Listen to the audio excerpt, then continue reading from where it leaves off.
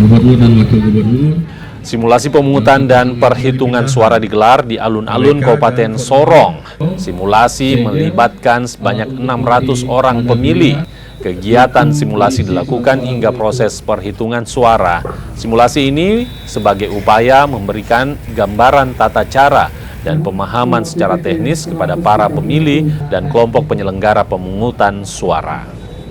Saya berharap bahwa tata cara pada saat proses penghitung itu, yang mana kita mulai di jam 7, kemudian berakhir di jam 1 siang, jam 13.00. Harapan saya itu mekanisme yang ada itu bisa dipahami oleh masyarakat, kemudian yang memiliki hak pilih bisa datang kemudian mengecek langsung di papan daftar pemilih tetap yang telah ditempelkan di setiap TPS, dan proses-proses itu bisa tersosialisasikan kepada